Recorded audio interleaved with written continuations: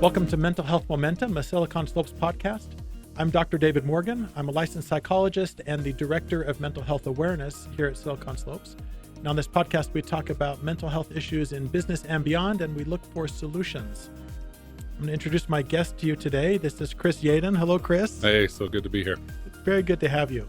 I got to tell you, his name is spelled Y-A-D-O-N, and I had to ask for pronunciation. Yadon, like Yadon. yay, we're done. Yay, we're done. Exactly. That's it. And that's how I remembered it. Yep, love it. Let me tell you a little bit about Chris. Chris is the managing director of Saprea, which is a global nonprofit dedicated to healing and preventing child sexual abuse. He has spent over 25 years helping individuals and organizations confront deep pain with clarity, courage, and compassion. His leadership has impacted tens of thousands, from high-performing professionals struggling to stay connected to trauma survivors reclaiming their sense of self. Chris' forthcoming book, Numb, Learning How to Feel in a Disconnected World, blends his personal and professional journey with actionable tools to help audiences reconnect with themselves, their teams, and their purpose.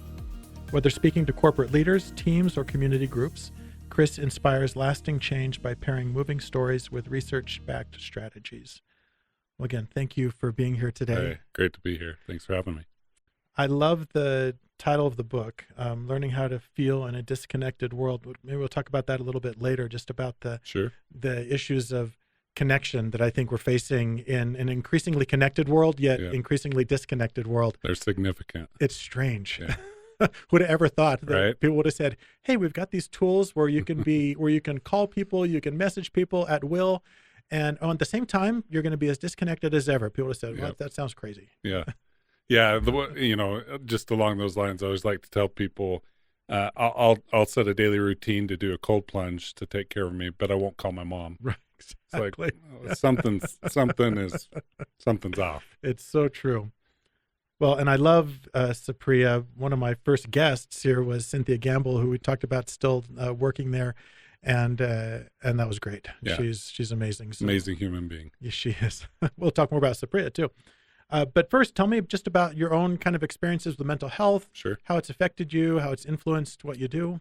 Yeah, I'll make a really long story short.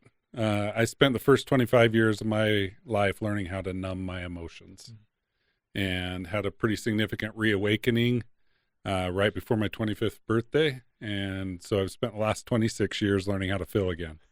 It's been a deeply personal journey that became professional about 12 years ago. So what I thought would always be just a personal thing has also become professional. And I'll just give you a few highlights. So growing up, I grew up next to my grandparents. My grandfather was a fruit farmer, and I loved spending time with them. So if you can imagine a little 8-year-old boy without shoes, probably didn't have a shirt on, riding on grandpa's tractor, following him around as he's irrigating, that gives you a good sense of that relationship.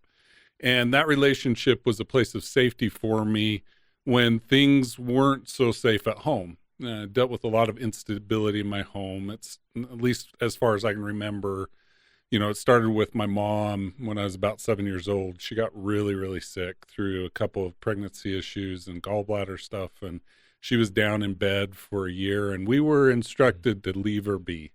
And you'd think, hey, that's life. Things happen like that, and that's true. But to a 7-year-old boy, his mom is his world. Yeah. And so the way I dealt with that, the way I dealt with leaving mom alone, is I started shutting down those emotions, the fear that I would lose the center of my universe. And that's the first time I can look back and kind of piece together when I started numbing my emotions. That was followed by other challenges at home. There was some physical violence, particularly towards my older brother, that I witnessed. And my mind was always like, am I next? Sure. That type of stuff. As a tween, my parents it was clear that they were going to divorce. I didn't know when, but just the instability of their marriage. And later in my teen years, early young adult years, my mom, through all the challenges she'd gone through in her life, checked out, and I didn't know where she was, what she was doing for a lot of her life, and really felt abandoned at that point. So you kind of have these things that build up over time, and with each one, I continued to kind of put the nail in the coffin of my emotions and learn to shut them down. And what was protective then, because as children, you don't choose to numb your Right. emotions. You're just trying to protect yourself. I was thinking that's a pretty adaptive Yeah, response yeah, for a very. 7-year-old.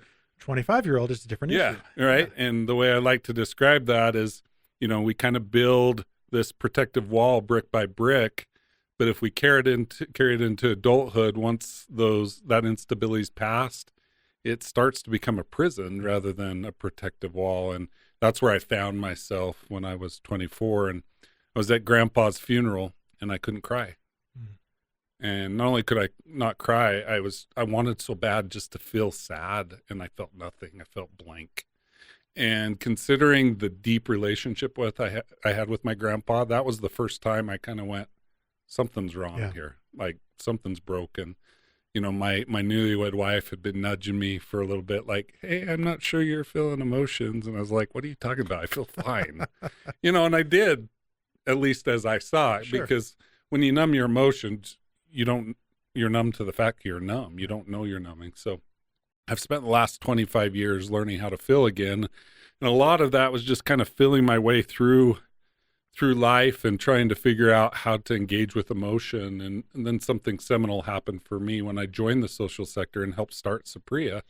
I quickly learned that even though I'm not a survivor of child sexual abuse, one of the most common symptoms for survivors of child sexual abuse is emotional numbing. Right. So I dove deep, and I was finally able to put words to what I had experienced. It's the one area I could relate to survivors of child sexual abuse. So what was personal became professional, and the last 11, almost 12 years, I've been heavily involved in the professional side of not only helping myself, but helping others learn how to feel again. I love that. How did you start with Saprea? I mean, where was that? Because it seems like you're like custom made for this. You know? Yeah, I wouldn't have described myself as custom made for it, but things happen. Call it serendipity, call it divine, whatever your belief system is. For me, it's certainly got some divine elements to it. But here's what happened. I spent the first half of my career in executive management of tech startups. So, very fitting for Silicon Slopes. That was my world, right? Yeah. And the board who was forming Saprea, and our founders in particular, I'd worked with at a tech company, and they wanted my startup skills. So it wasn't my nonprofit skills. It wasn't the fact that I had experience with emotional numbing. They wanted my startup skills because they wanted this nonprofit to function and run more like a for-profit startup. We had some good in the terms of for-profit seed funding. That's not what we call it in the social sector, but good seed funding to really start off well. And so that's what they called on me for. The divine or the serendipitous blended these worlds and made it more than just my startup skills that mattered for the work. How old were you then? Let's see, I would have been 39, 40. Okay. So you'd already kind of embarked on your journey to try to reconnect with your emotions and start feeling again. And that's interesting. And then all of a sudden you find yourself in a world where the exclusive goal of Saprea is to help people who in large measure are having trouble connecting with their emotions. They've done the exact same thing, having been victimized in horrible ways. And one of the most protective things, not very helpful in the long term, but protective in the short term, is to just close it off. Yeah. Say, then I don't have to feel, because I don't have to feel, then I don't have to be as traumatized. And that works until you realize it doesn't. And then there's great options out there to reconnect and get back through there and process those things so that you're remembering and not reliving, which is so critical for people. Yeah. When you've gone through severe trauma like child sexual abuse, you have to find a way to just get by, right? We talk about words like resilience, and I have a completely different perspective of that word than I did when I was younger. I thought of people that were high performers as resilient. Right. I have a different perspective. Barry Bonds, people like that. Sure. I mean, and certainly they are in their own right. Yeah. But I've never seen more resilience than in those that have gone through horrific trauma and fight to live every day anyway. And despite the significant symptoms they deal with as a result of something they never asked for and certainly didn't deserve, find a reason to get up and go to work and take care of families and, engage in relationships and try again when things don't work and try to feel when they feel numb. It's amazing to watch what they do. I remember years ago, I was interviewing a woman who was probably in her 60s. She had recently become unemployed, and she was looking for some kind of short-term assistance to get her from where she was to hopefully to, a Social Security or other sort of government assistance. And anyway, she had a long career, and we were talking about mental health stuff, and she had mentioned how she had had a similar experience, victim of child sexual abuse.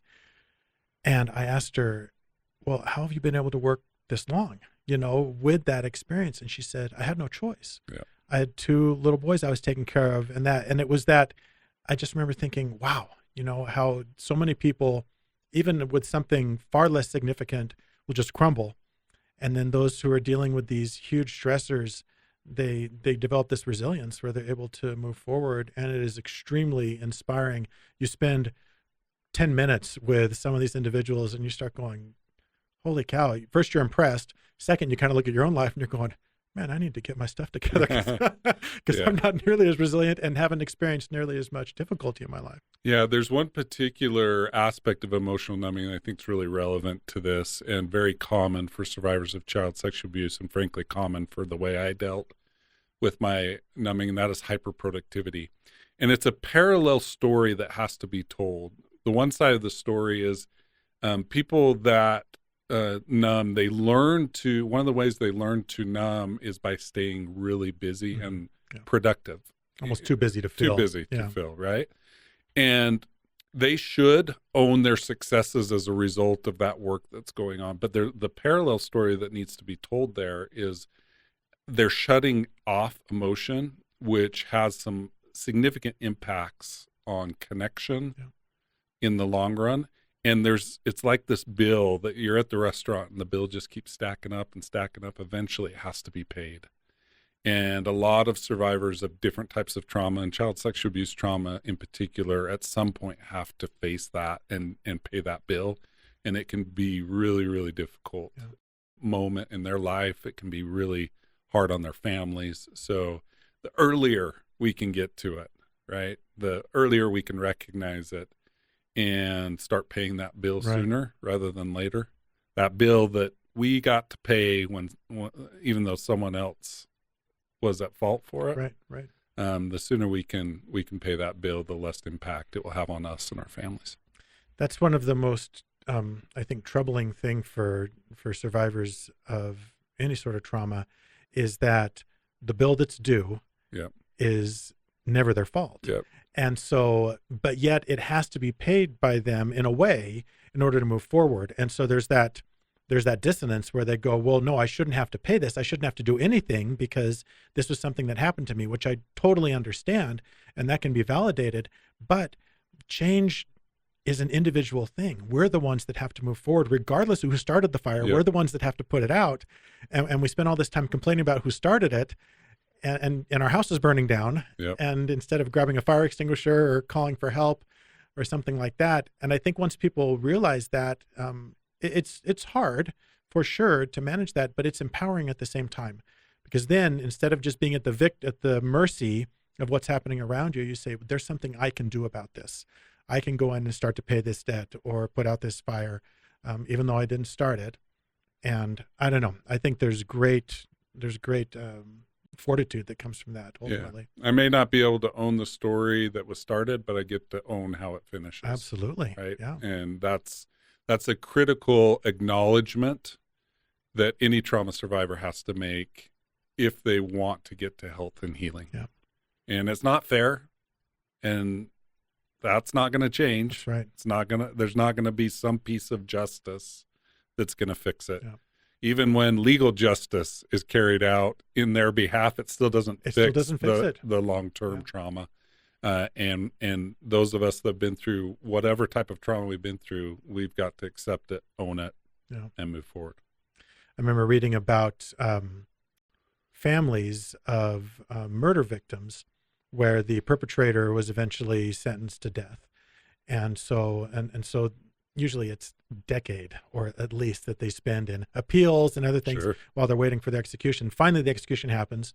Many times the, victims' families will go to the execution expecting closure, Yeah. and they rarely get it.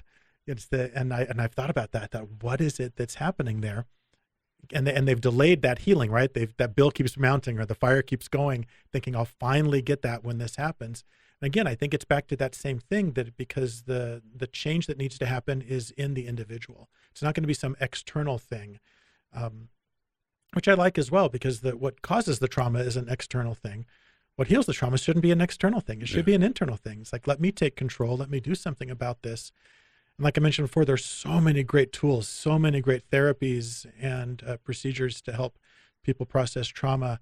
Highly effective as well. It's remarkable.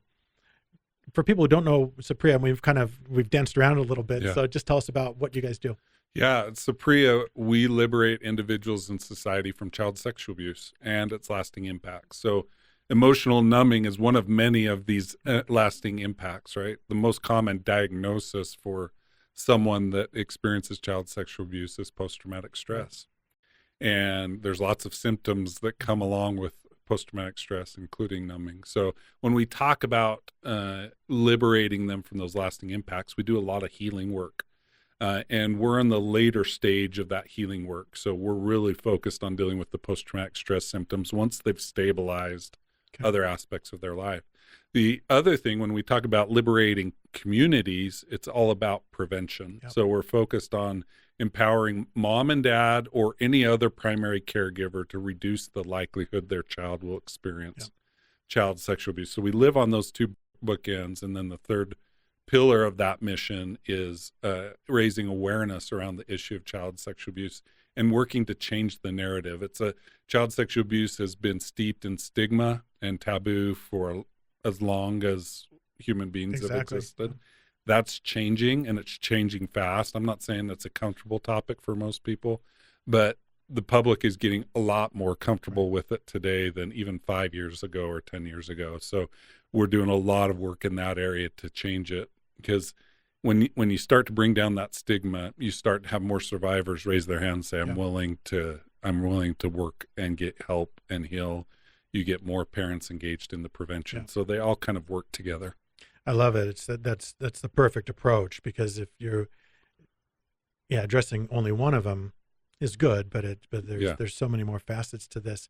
And I love that you talked about the stigma as well, because I think there are so many people, even just regarding regular mental health issues, whether they were trauma driven or not, they don't want to talk about it. They think that they shouldn't have to address this, or that they're weak because they experience it, because they're depressed or because they're anxious. And the more we just say it's okay to talk about these things, it's okay to have these experiences. If anything, it makes us normal. In the cases where there's been trauma, then it makes us, in situations where things were done to us that shouldn't have been done. But there's ways out. And that shame voice is really loud. Yes. And it's relentless. And addressing some of the societal stigma and shame gives that survivor of whatever type of trauma permission to confront that shame voice and address it more directly, because it is a loud voice that lives in the heads of a lot of folks that have experienced hard things. I remember when the Me Too movement was getting started, and that was, I think, quite empowering to people, because they all of a sudden, that stigma started to decrease. Yep. And well, I think it probably did, but I think what happened more was that people were willing to speak out, and then they felt empowered, because they said, well, if someone else is willing to talk about this, then I can talk about this as well. And it kind of shed a light on, this problem is significant. Yeah. Yeah, when you look just to that significance, when you look at child sexual abuse, 1 in 8 children are sexually abused by age 18. That's both a U.S. and worldwide stat. And there's a lot of incident research that confirms that. It's not cherry picking stats. And so it's in our workplaces, it's in our families, and a lot of people say, well, really? I don't hear people in my family or work talk about it. That's that shame and stigma that drives the silence, right? But that's again changing, and the more survivors start acknowledging it openly, and I'm not saying a survivor needs to pick up a mic and Right. jump on, Make a T-shirt. yeah, right. Yeah. But when they started acknowledging it with those people that they trust in their family, those close coworkers, it starts creating proximity. And when people feel like a problem is proximate, they actually will start taking action. So when we look at the research of child sexual abuse, all adults, with very few exceptions, think it's horrific, but very few of them take any action on it. What changes that to go from, yeah, I think it's horrific and I'm going to take action, is proximity. Exactly. When I feel like it's, oh, this is impacting my family, this is impacting my workplace, my employees, my, my congregation, my club, my whatever that circle is, when it feels proximate, that's when people start moving. And with a statistic of 1 to 8, it is proximate. Yeah. It's proximate to every single one of us. We just don't realize it. I was talking with a friend the other day, an adult female, and we were talking about this issue, and she was saying how, well, she was never the victim of childhood sexual abuse. She's talking about in middle school, how the guys would comment on her body and things like that. Yeah, exactly. So I think even if you factored that into it, now you're talking probably 1 in 3 maybe of people who at some point have felt like their sexual boundary has been violated in some way. And so I think, proximate isn't even, it's almost omnipresent. Yeah, we're facing this big, ugly issue in our society, and people are waking up to it. And for a long time, we've kind of kept it at arm's length and say, yeah, that's horrible. It happens to someone else somewhere else. People are starting to go, no, it's not someone else somewhere else. This is people I know, people I care about. And that should bring us a lot of hope for change. As uncomfortable as it is, that's where change comes from. Change is always uncomfortable. Yeah, exactly. It's the whole point. Yes, you got it. And it's good. It's good. That discomfort brings, I don't know, it creates resilience. Yeah. It brings opportunities for change and for growth. Let's talk about connection as well. Sure. So in your book, so tell us about just the idea there. Yeah. So let's connect some dots with connection. When we emotionally numb, our biological drivers to connect with other human beings are tampered, or they're limited. Mm-hmm. And so the long-term impact of emotional numbing is disconnection and loneliness. And we're talking a lot in the workplace and outside the workplace about loneliness right now and about disconnection. The U.S. Surgeon General in 2023 declared a loneliness epidemic in the United States. Men are particularly facing some loneliness aspects that are revelatory or new to people. The numbers are half of Americans report feeling lonely, and a fifth of Americans report feeling lonely on a daily basis. Mm. Those are out of the U.S. Surgeon General report. So it's rampant, it's widespread. Well, here's what happens from there. So numbing leads to disconnection and loneliness. When you feel disconnected and lonely, the research shows us the natural outcome of that is apathy. So this is where it becomes particularly relevant to the workplace. We use terms like quiet quitting, mm-hmm. and we want to attribute quiet quitting to maybe a younger workforce that's lazy, or right.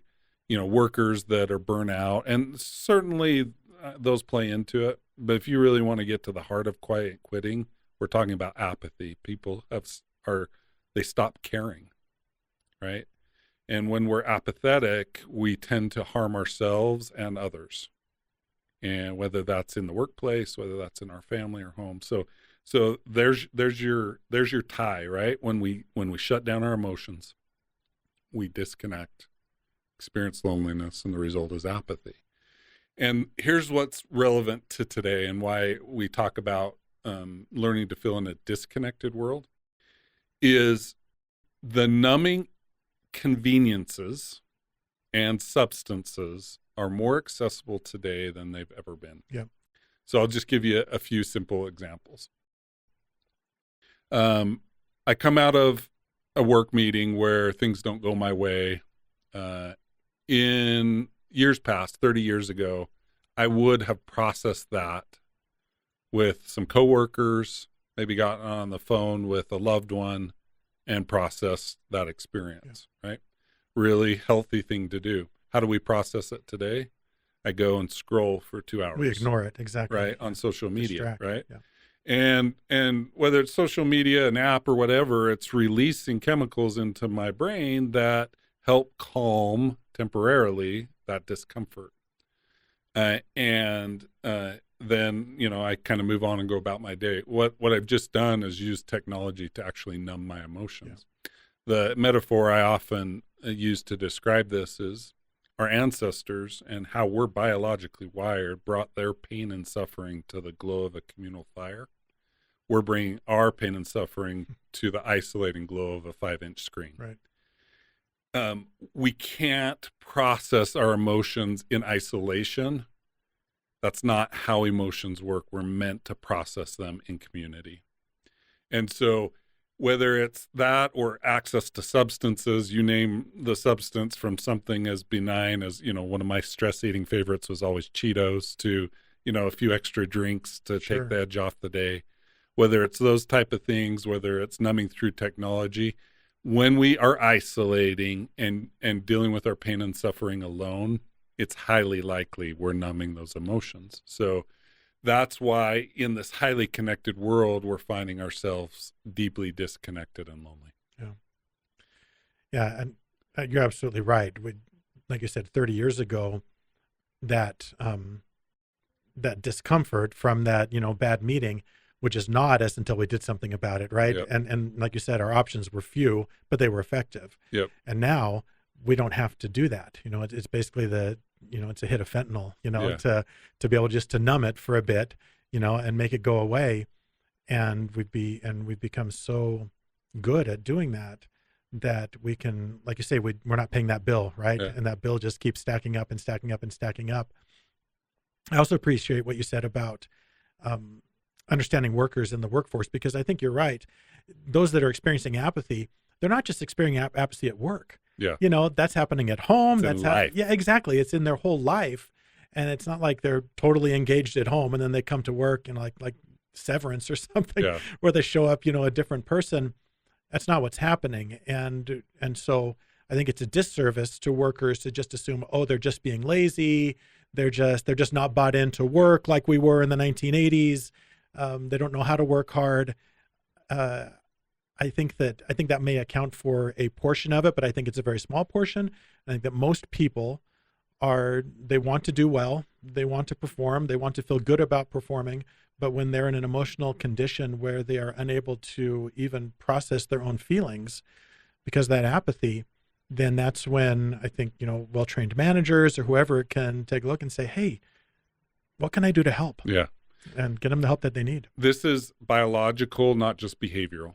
And I think that's really important for leaders in the workplace to understand. They may wonder, like, is this my problem to solve? And the answer to that is partially. Part of it's not your problem to solve, but there is a part of it that is yours to solve. And understanding the biology may help you understand what the workplace's role is. When we get overwhelmed by whatever it is, our emotions or stress, our brain is designed to survive. Yep. And we check out of our logical, rational way of thinking, and we go into survival mode. It's not something I decide. It's not something I get to control. It's not lazy. It's biology, Yep. right? So if I'm going into that spot because I'm overwhelmed more often than not, and I start shutting down, eventually, if I'm in that survival response for too long, that toxic stress response, I have to deal with that. And one way I deal with that is by numbing it, because I can't deal with it constantly. So then when I start numbing again, disconnection, loneliness, apathy. Yeah. There's an interesting theory. I can't remember the exact year. It's 20 or 30 years ago. Sociologist Ray Oldenburg called third place theory. And this tells you how fast things are changing. So he was bemoaning, as a sociologist, the in his research, the impact of us leaving our third places. So think social clubs, faith traditions, right? These the town hall, right. These third places is what he called them. he, in his theory, by bemoaning that, implied that there were two other places that were still intact. One of those was that home, that immediate family. The other was the workplace. Yeah. That humans got connection in those two spots. Well, guess what? It's not third place there. We're losing that second place. We're losing connection in the workplace. And this isn't a, in office remote issue, although that can add to it, right?